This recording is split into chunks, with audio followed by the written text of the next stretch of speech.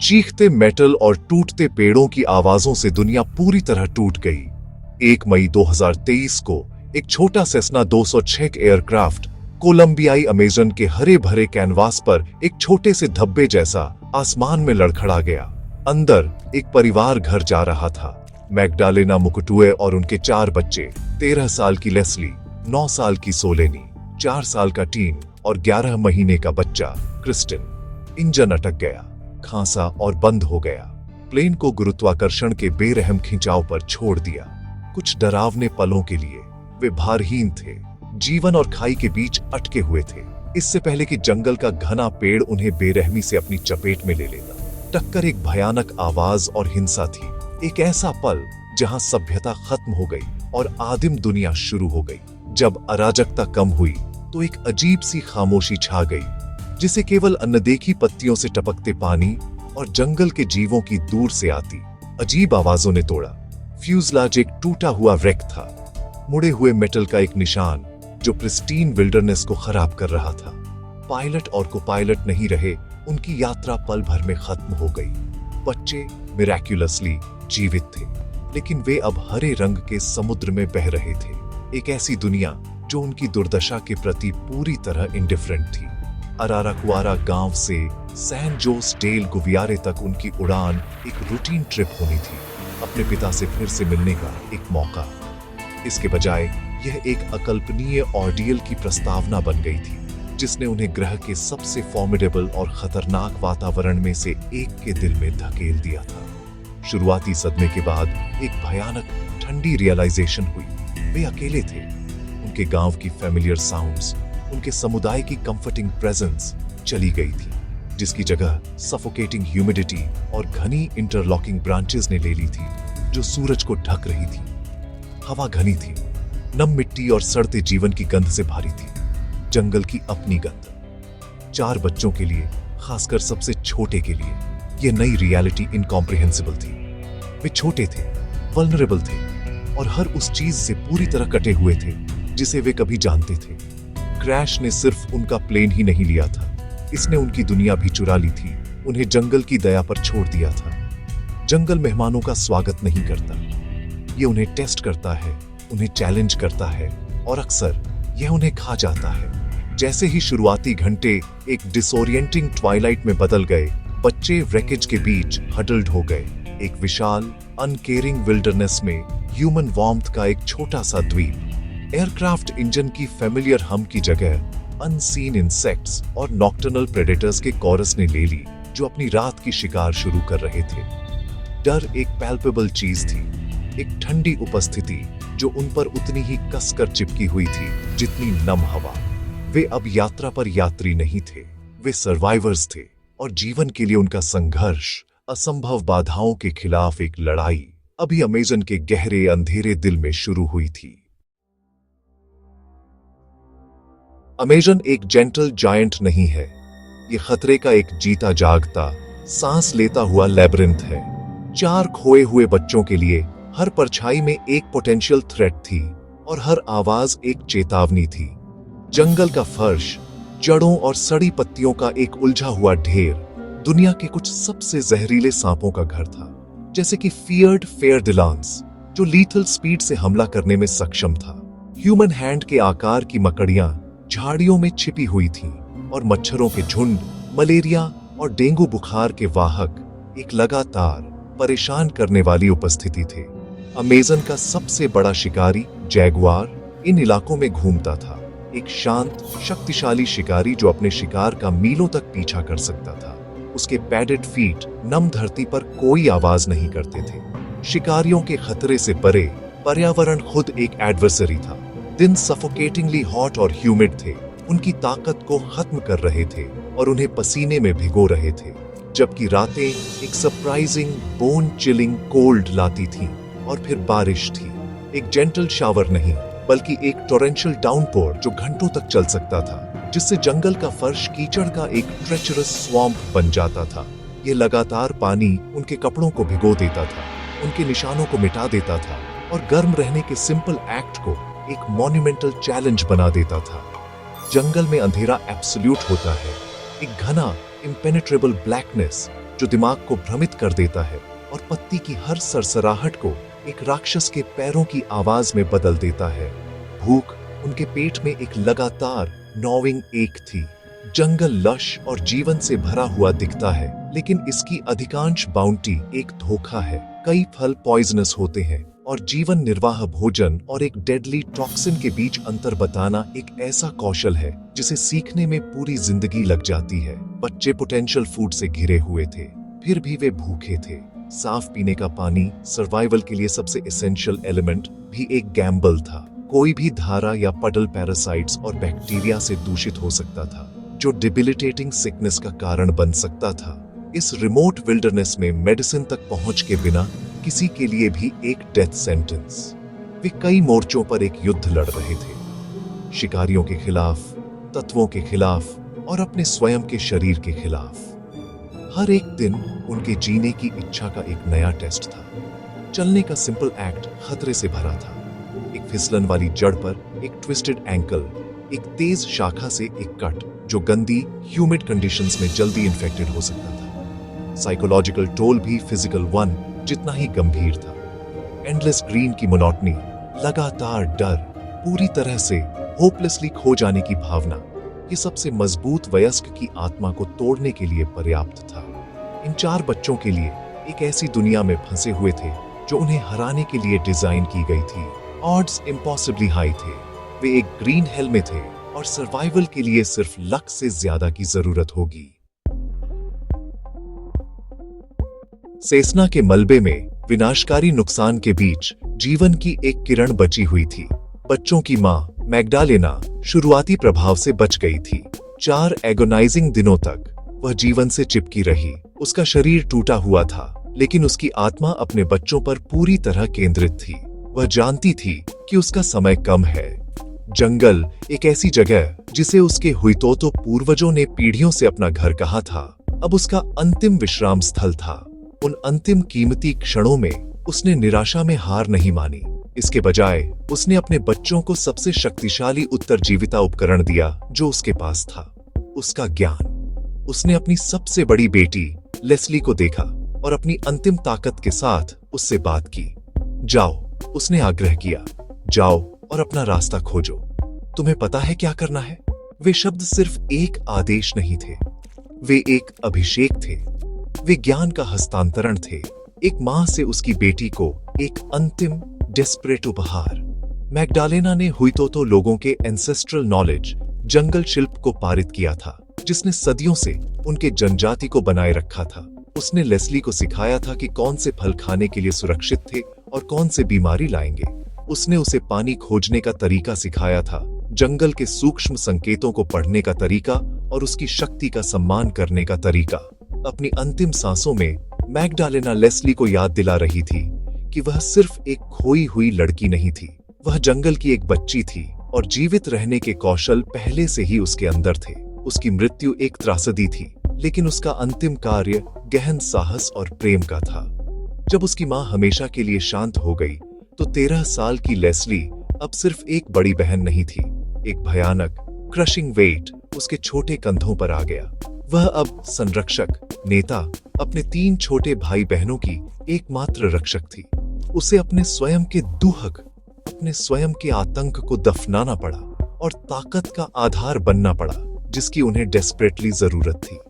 सोलेनी, टियेन और बच्चा क्रिस्टिन, जो अब सिर्फ 11 महीने का अनाथ था, के मासूम चेहरों को देखकर लेस्ली ने एक चुनाव किया। वह अपनी मां की अंतिम इच्छा को व्यर्थ नहीं जाने देगी। वह लड़कर, नेतृत्व करके और यह सुनिश्चित करके उसकी स्मृति का सम्मान करेगी कि उसका परिवार जीवित रहे।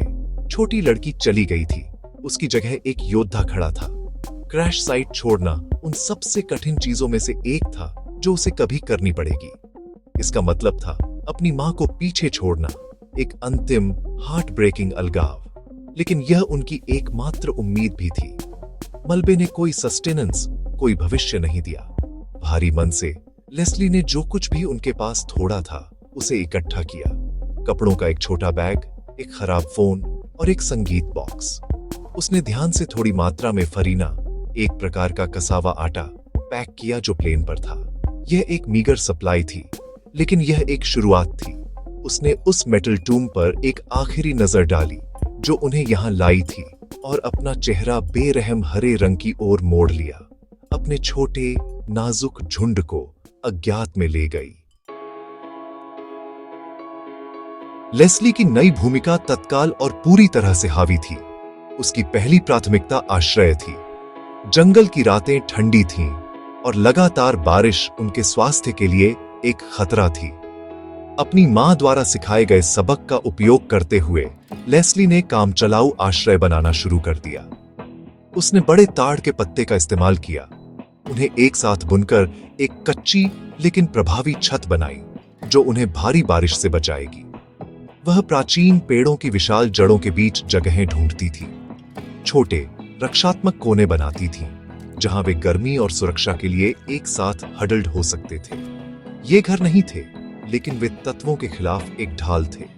जंगल की ओवरवेलमिंग शक्ति के खिलाफ हर रात एक छोटी सी जीत थी। अपने भाई बहनों को शांत रखना अपने आप में एक लड़ाई थी। जंगल एक डरावनी जगह थी जो ऐसी आवाजों से भरी थी जिन्हें वे पहचान नहीं सकते थे, और एक अंधेरा जो जीवित महसूस होता था। सबसे छोटे दो, टिएन और क्रिस्टल, अक्सर भूख, डर और बेचैनी से रोते थे। लेस्ली को अपने स्वयं के आतंक के बावजूद आराम और ध्यान भटकाने का एक स्रोत बनना पड़ा। वह उस छोटे संगीत बॉक्स का उपयोग करती थी जिसे उन्होंने प्लेन से बचाया था। इसकी टिन जैसी धुन विशाल विल्डरनेस में एक अजीब और सुंदर आवाज थी, दूसरी दुनिया की एक संक्षिप्त याद दिलाती थी।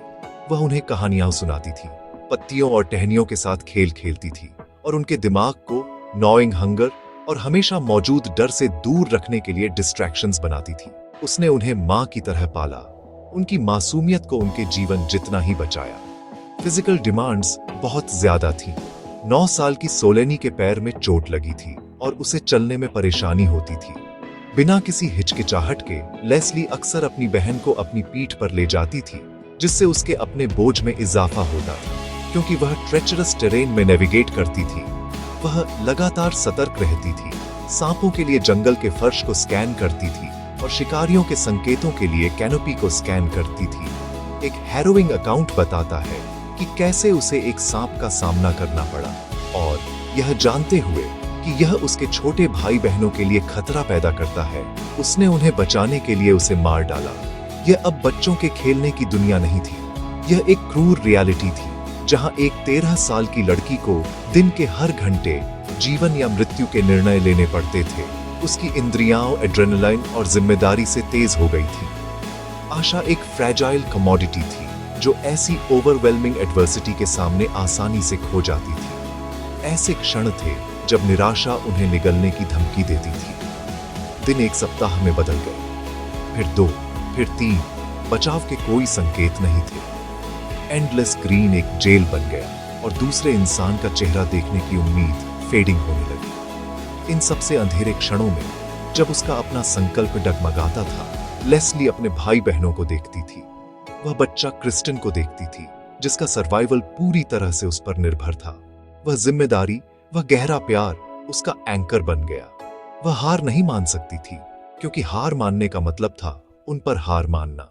उसका नेतृत्व प्रशिक्षण से नहीं, बल्कि आवश्यकता और एक ऐसे प्यार से पैदा हुआ था जो जंगल को भी चुनौती दे सकता था।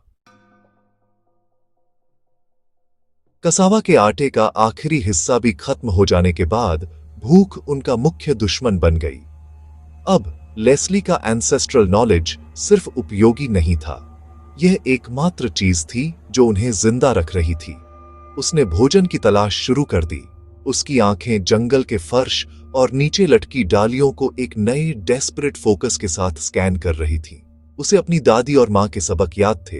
वह सेजे ताड़ के बीज और जुआन सोको नामक जंगली फलों की पहचान करती थी। ये भरपूर फसलें नहीं थीं, ये मामूली मुट्ठी भर थीं, बस इतनी कि उनके पेट में होने वाले दर्दनाक ऐंठन को कुछ और घंटों के लिए शांत कर सके।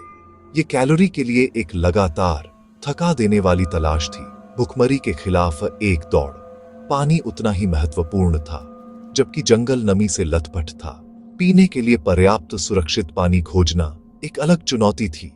लेस्ली जानती थी कि स्टैग्नेंट पूल्स घातक पैरासाइट से भरे हो सकते हैं। उसने अपने भाई बहनों को पौधों की चौड़ी पत्तियों में जमा पानी की तलाश करना या बहती धाराओं से पीना सिखाया, जिनमें दूषित होने की संभावना कम थी। उनके पास एक प्लास्टिक की बोतल थी, एक कीमती उपकरण जिसका उपयोग वे पानी इकट्ठा करने और स्टोर करने के लिए करते थे जब भी उन्हें एक विश्वसनीय स्रोत मिलता था। बच्चे क्रिस्टिन के लिए यह विशेष रूप से महत्वपूर्ण था। लेस्ली पानी को सावधानी से रेशनिंग करती थी, यह सुनिश्चित करती थी कि उन सब में सबसे कमजोर शिशु सफोकेटिंग हीट में हाइड्रेटेड रहे। हर घूंट एक उपहार था, जीवन का एक क्षण बनाए रखा।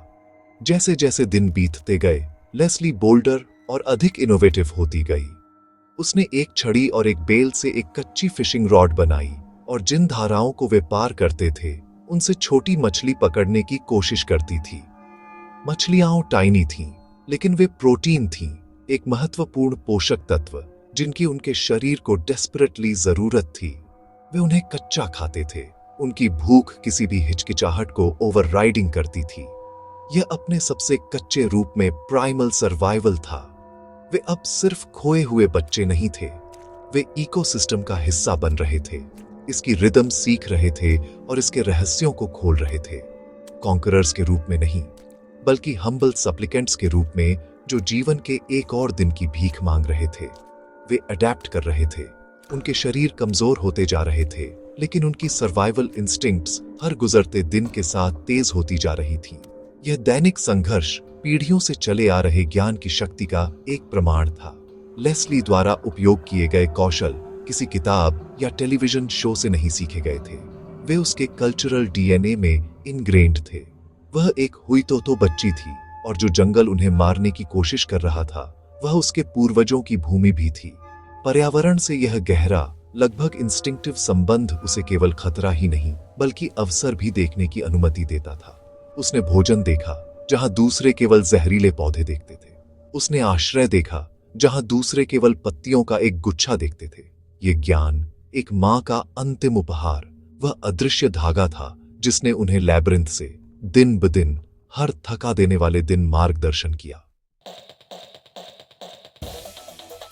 जब बच्चे जंगल में अपनी जान बचाने के लिए संघर्ष कर रहे थे तो उनके ऊपर और चारों ओर एक विशाल खोज अभियान चल रहा था, ऑपरेशन होप, जिसका नेतृत्व कोलंबियाई सेना कर रही थी और जिसमें 70 से अधिक स्वदेशी स्वयंसेवक शामिल थे जो इलाके को अच्छी तरह जानते थे। समय के खिलाफ एक दौड़ थी। खोज क्षेत्र विशाल था, जो पृथ्वी के सबसे घने जंगलों में से 900 मील से अधिक क्षेत्र को कवर करता था। हेलीकॉप्टरों से सैनिक घनी जंगल में रिपेल्ड करते थे, जबकि जमीन पर टीमें ट्रेचरस लैंडस्केप में नेविगेट करती थीं, बच्चों के नाम पुकारती थीं, उनकी आवाजें विशाल हरियाली में खो जाती थीं। वे जानते थे कि हर गुजरते दिन के साथ उन्हें जिंदा ढूंढने की संभावना कम होती जा रही थी। खोज दल अंधे नहीं थे, उन्हें छोटे, लुभावने सुराग मिलने लगे जिससे उनकी उम्मीदें बढ़ गईं। एक बच्चे की बोतल, पत्तियों के ढेर में आधी छिपी हुई एक छोटी कैंची, एक गंदा डायपर, ये केवल वस्तुएं नहीं थीं, ये जीवन का प्रमाण थीं। ये बच्चों द्वारा छोड़ी गई ब्रेड क्रम्स थीं, संकेत थे कि वे जिंदा थे और चल रहे थे। सबसे शक्तिशाली सुराग वे छोटे पैरों के निशान थे जो उन्हें एक धारा के पास कीचड़ में मिले थे। निशानों ने पुष्टि की कि कम से कम कुछ बच्चे क्रैश से बच गए थे और चल रहे थे।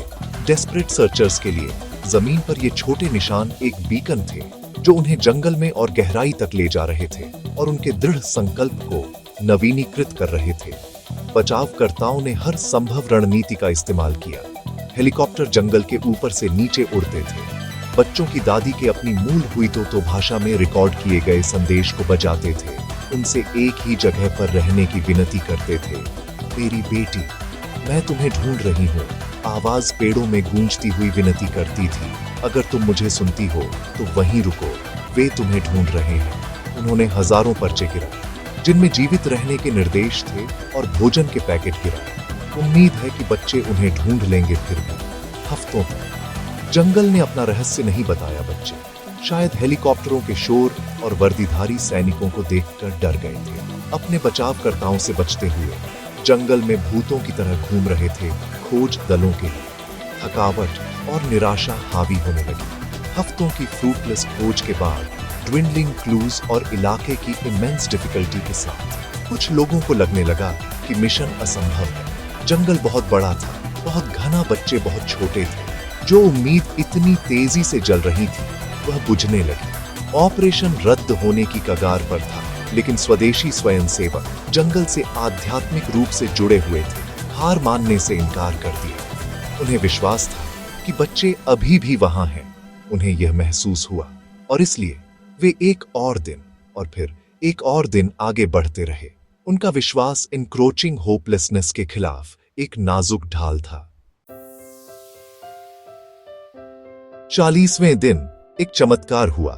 एक पारंपरिक आध्यात्मिक समारोह के बाद स्वदेशी खोजकर्ताओं की एक छोटी टीम गहन इंट्यूशन के आधार पर क्रैश साइट से लगभग 3 मील दूर एक छोटे से क्लियरिंग में गई और वे वहां थे।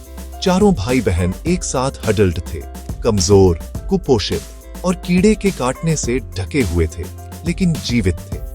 खोजकर्ताओं को अपनी आंखों पर विश्वास नहीं हो रहा था। खोज का क्षण सन्न स्तब्धता के बाद ओवरवेलमिंग इमोशन का था। बचावकर्ताओं में से एक निकोलस ओनार्डोनेज ने बाद में कहा, सबसे बड़ी बेटी लेस्ली छोटे बच्चे को अपनी बाहों में लिए हुए मेरी ओर दौड़ी। लेस्ली ने कहा, मुझे भूख लगी है। ये एक सरल मानवीय बयान था जिसने असंभव के जादू को तोड़ दिया। बच्चों को बोगोटा के एक सैन्य अस्पताल में एयरलिफ्ट किया गया। वे गंभीर रूप से कुपोषित और निर्जलित थे, लेकिन उनकी आत्माएं अदम्य थीं।